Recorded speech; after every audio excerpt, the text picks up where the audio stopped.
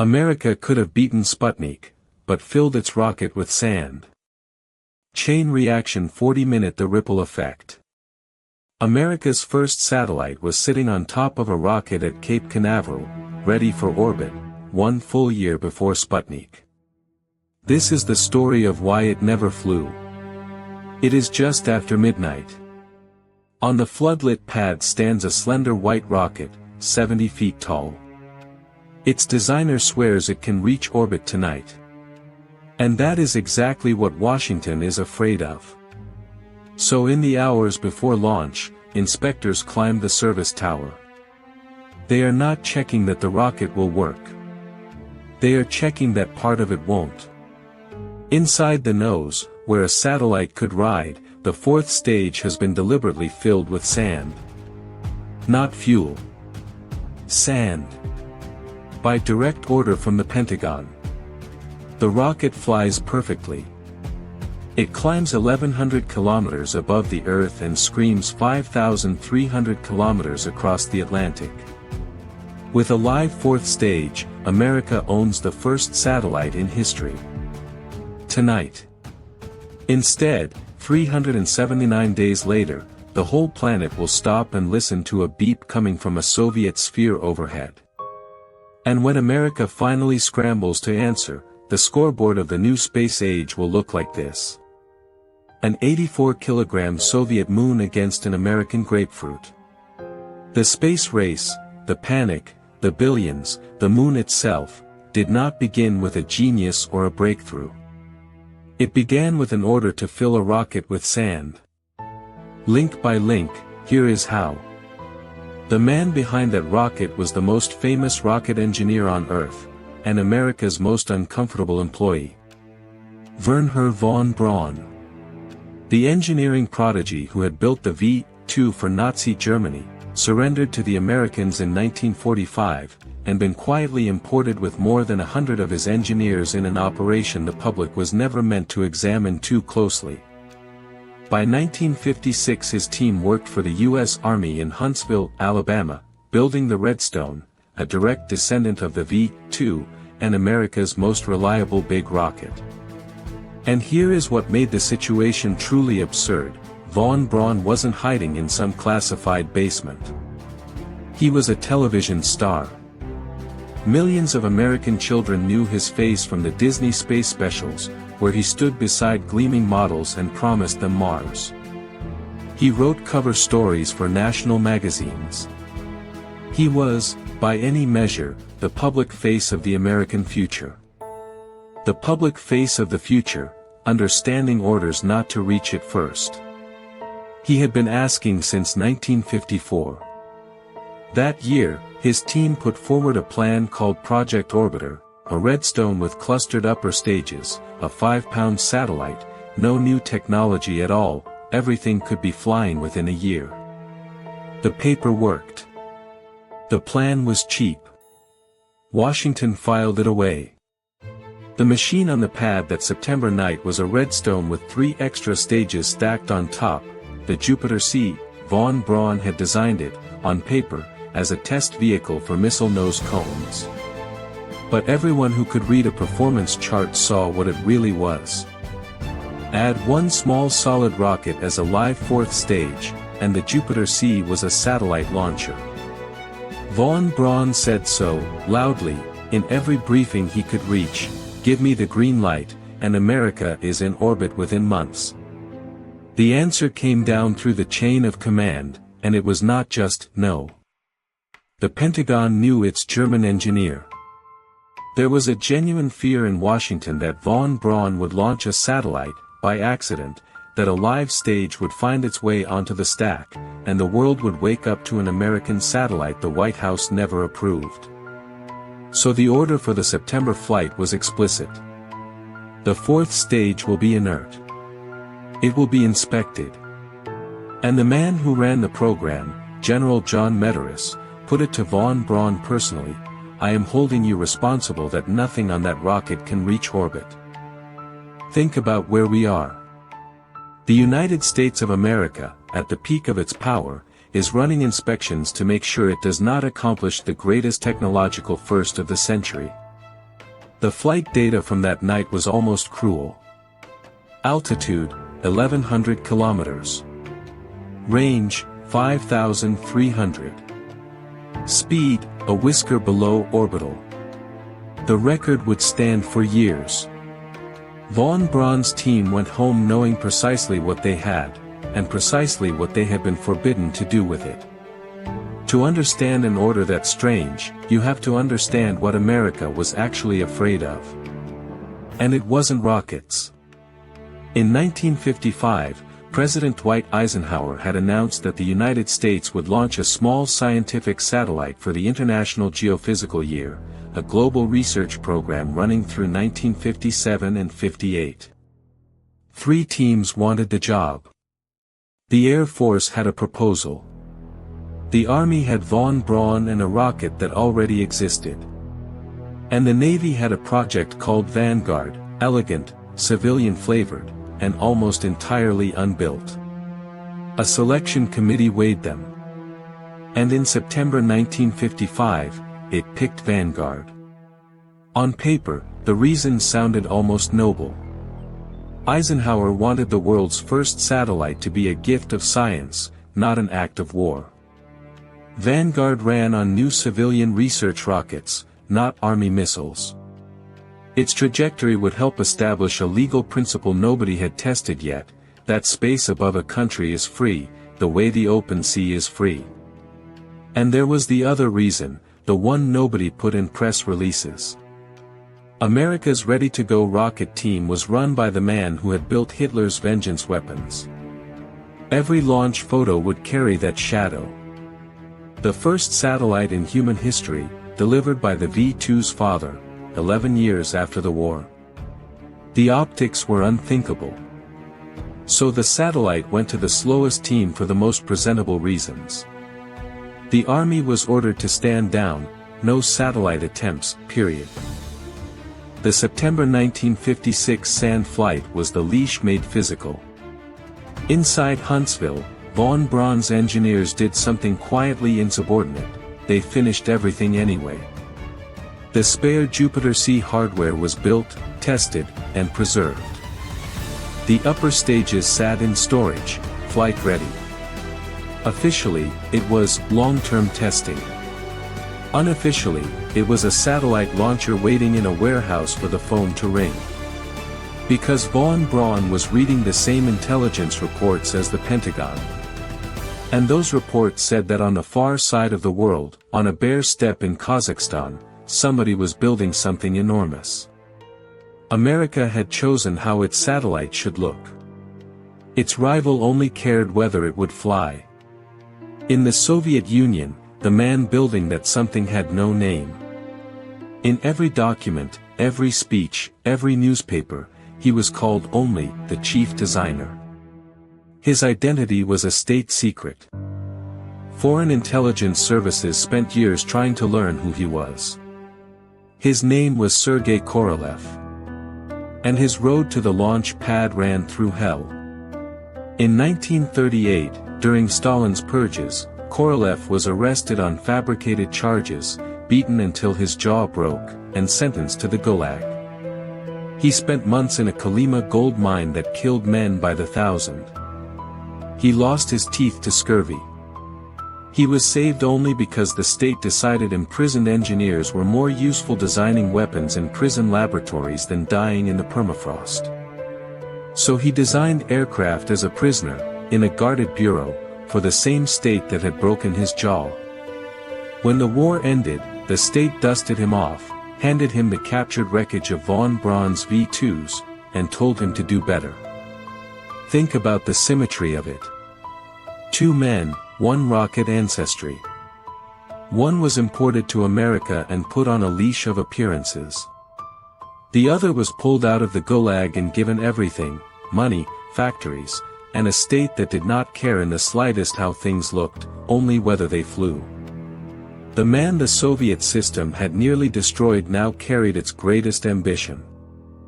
In the emptiness of Kazakhstan, tens of thousands of workers poured concrete for the largest launch complex on Earth, a place so secret it was named after a mining town hundreds of kilometers away, Baikonur.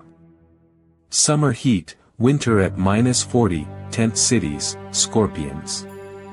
The pad rose anyway. And Korolev needed it to rise, because his rocket kept failing. Through the spring and summer of 1957, R-7 after R-7 tumbled, burned, or tore itself apart on the climb. Any American program would have paused for committees. Korolev slept at the pad and launched again. His machine was the R-7, the world's first intercontinental ballistic missile. Next to it, every American rocket looked like a toy. 20 engines lit at liftoff. Where the Jupiter C could throw kilograms, the R-7 could throw tons. It had to. Soviet hydrogen bombs were heavy. And that brute necessity produced a strange gift, a missile so powerful that a satellite, any satellite, was almost an afterthought for it. In August 1957, the R-7 flew its full range for the first time. Moscow announced it publicly: the Soviet Union possesses an intercontinental missile. Washington's analysts mostly shrugged. Announcements were cheap. Then Korolev asked the Kremlin for permission to take one missile, remove the warhead, and put a small polished sphere on top instead. His scientist's grand research satellite was years behind schedule, so his team built the simplest thing that could possibly work. Aluminum ball. Batteries. A radio that went beep. They called it PS-1. Prostyshi Sputnik. The simplest satellite. Even the Soviets announced it in advance. The frequencies were printed in a radio magazine so amateurs could listen. The world's response was silence. Everyone knew satellites were an American specialty, coming soon from the polished Vanguard program. On the night of October 4, 1957, on the bare step the workers had named Baikonur, the chief designer with no name stood at a periscope in a concrete bunker. 20 engines lit. The R-7 rose on a pillar of fire visible for 50 kilometers, arced east over Kazakhstan, and threw its little sphere into the sky at 8 kilometers per second. 96 minutes later, the beep came back around. Sputnik passed over communist China, over the Pacific, over the United States of America, and nothing on Earth could touch it, stop it, or answer it. The signal was deliberately public, 20 and 40 megahertz, where any ham radio operator on the planet could tune in. Within hours they did, in Japan, in Germany, in New Jersey. A steady, patient beep, beep, beep, crossing the sky every hour and a half. Radio stations began rebroadcasting it live. Families went out into backyards at dawn to watch a faint star that moved. In Moscow, the reaction started strangely quiet. Pravda's first report was a few sober paragraphs. The leadership genuinely hadn't grasped what it had done. Then the world's front pages exploded, and the Kremlin caught up fast. Within a day, Sputnik owned the entire front page, and Nikita Khrushchev discovered his favorite weapon of the next decade: rockets as theater. At Baikonur, the men who had actually built the thing celebrated like students. Korolev, the story goes, told his engineers only this: "We have waited our whole lives for this day." Here is the strange part that history often forgets: for the first day, official America stayed calm. The White House sent congratulations. Eisenhower privately noted that the Soviets had just settled the legal question of satellite overflight for him, for free. And that calm had a classified reason, one the public would not learn for decades. Locked in Eisenhower's safe were the blueprints of America's real space priority: reconnaissance satellites, cameras in orbit that could photograph Soviet missile fields without a single pilot at risk. For those cameras to be legal, somebody had to establish that satellites may fly over foreign soil. By launching first, Moscow had just signed that precedent into custom for free. In the coldest calculus, Sputnik was the best thing that ever happened to American intelligence. Eisenhower understood all of this. What he catastrophically misjudged was everyone else. But the calm never had a chance. The papers did the arithmetic in public. If Moscow can put 84 kilograms over your house every 96 minutes, it can put something else there too. Senator Lyndon Johnson held hearings that ran like a war inquiry. Schools, missiles, budgets, textbooks, everything American was suddenly on trial. Bartenders invented the Sputnik cocktail, 1 part vodka, 2 parts sour grapes. Preachers worked the beep into sermons. And in 1,000 op-eds, the same terrifying question: if their students built that, what exactly are ours learning? Within a year, that panic would be signed into law, a National Defense Education Act pouring money into science classrooms, because of a beeping aluminum ball.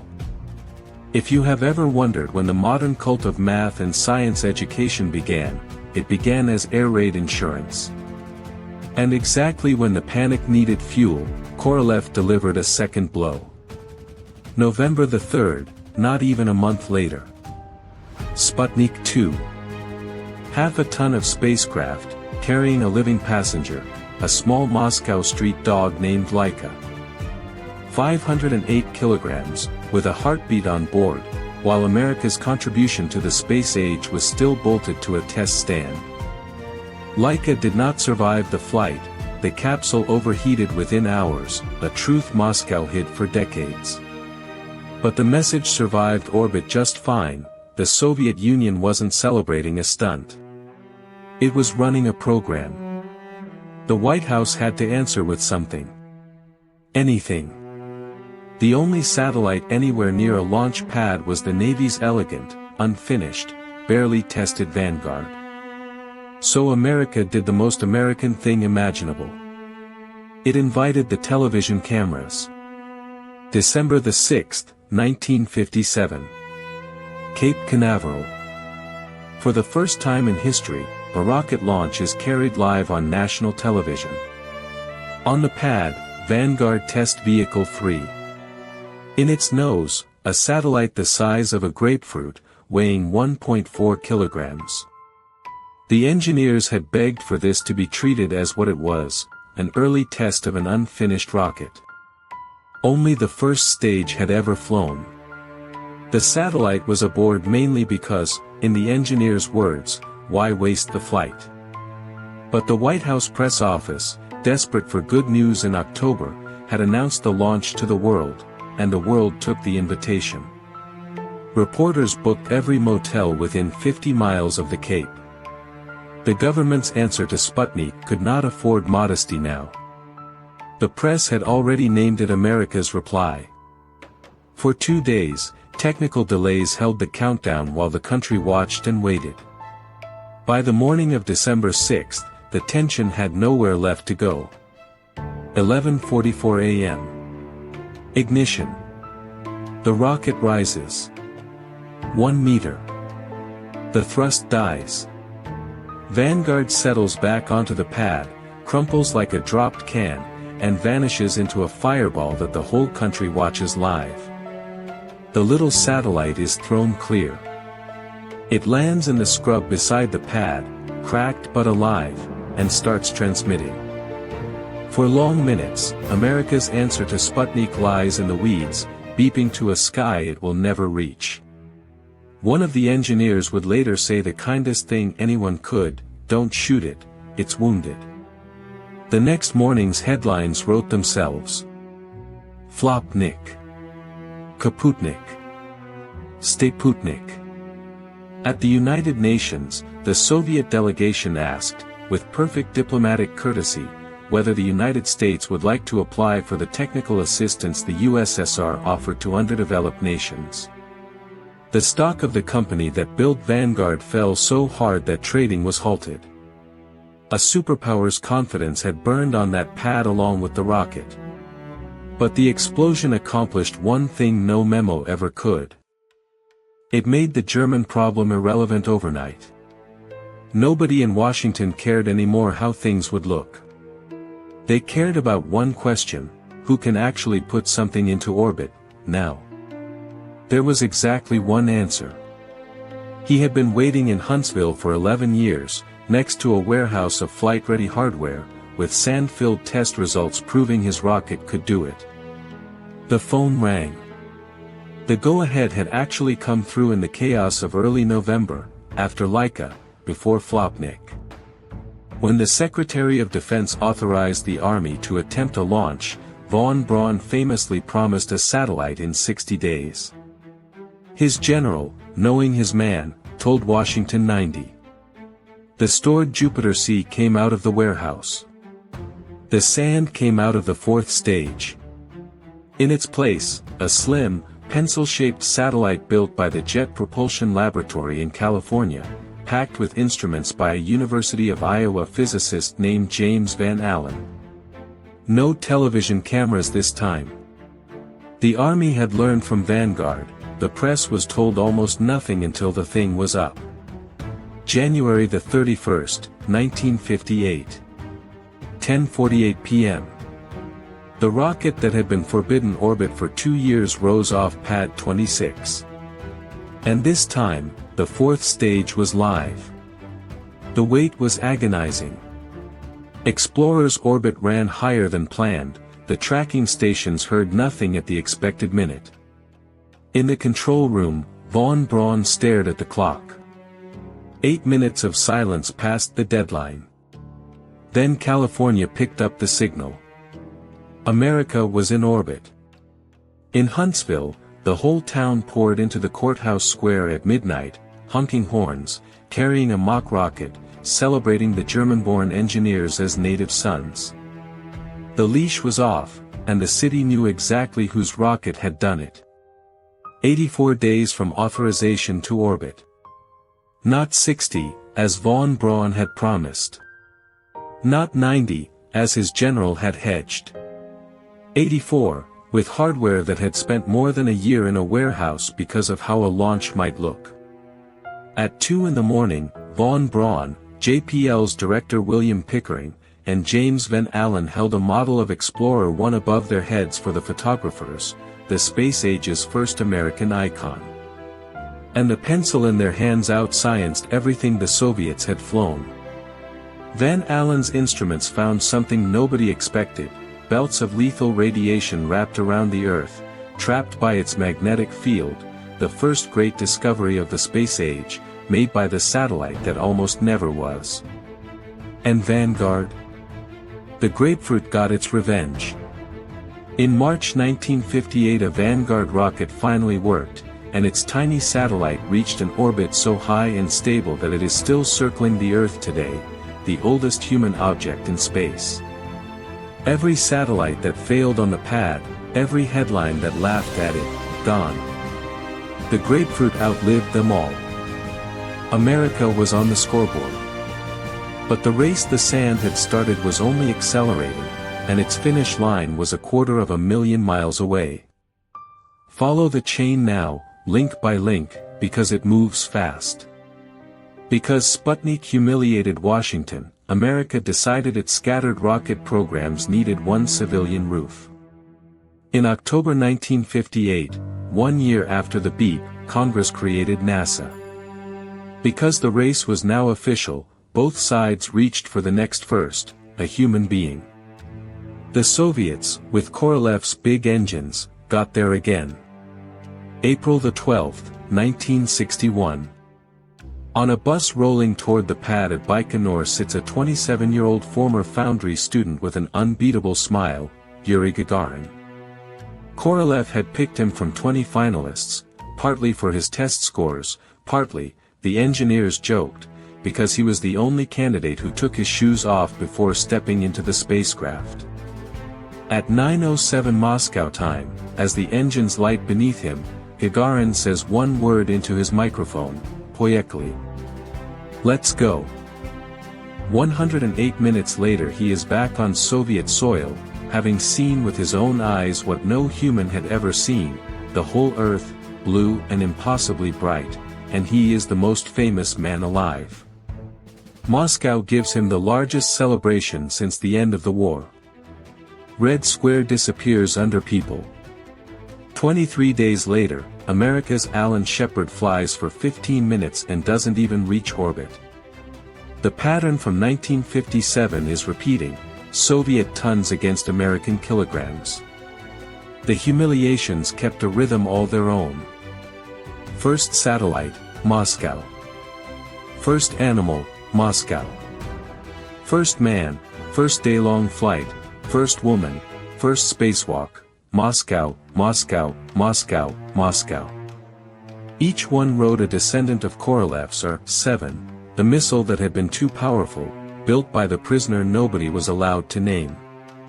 What Washington could not see was the truth behind the fireworks. The Soviet program was a brilliant improvisation running on one exhausted man, while the American answer was becoming a system, a budget, a bureaucracy, an industrial base with 400,000 pairs of hands. And a young president, wounded twice in one spring, by Gagarin and by a failed invasion of Cuba, makes the most expensive decision in the history of peacetime. If we cannot win the near race, we will change the finish line. The moon. Before the decade is out. It is a bet so large it makes the sand of 1956 look like a rounding error, 4% of the federal budget at its peak, 400,000 workers, a rocket the height of a skyscraper. Designed, in the final irony, by the same man Washington once inspected for hidden ambitions, Wernher von Braun. The scoreboard of first satellites tells you how the opening round went. But races are not decided in the opening. Sergei Korolev, the nameless chief designer who had started it all, did not live to see the finish. His body, worn down by the gulag years, failed him on an operating table in January 1966. Only then, in his obituary, did the world finally learn the name of the man who had launched the space age. Without him, the Soviet moon program lost its spine. His giant moon rocket, the N-1, 30 engines against the Saturn's 5, blew up 4 times in 4 attempts, once destroying its own launch pad in one of the largest non-nuclear explosions ever recorded. The program that had been first at everything never put a man beyond Earth orbit. America paid its own blood price. In January 1967, 3 astronauts, Grissom, White and Chaffee, died in a fire on the pad, inside an Apollo capsule that was supposed to take them to the moon. The race that began with a beeping toy had grown teeth on both sides of the world. Both nations chose the same answer to their dead, keep going. And on July the 20th, 1969, the race the sand started reached its finish line. 600 million human beings, the largest audience in the history of the species to that moment, watched a ladder on a spidery machine, and a boot coming down. From the beep over the backyard to boots on the moon, 12 years. Now run the chain backward, and watch every link hang from the first one. The moon landing hangs on Kennedy's bet. The bet hangs on Gagarin and on the panic of 1957. The panic hangs on Sputnik beeping first. And Sputnik beeped first because, on a September night in 1956, the country that could have owned that moment sent inspectors up a gantry to make sure its own rocket had to fail. The Soviets did not win the first round of the space age. America forfeited it. And here is the final twist of the ripple.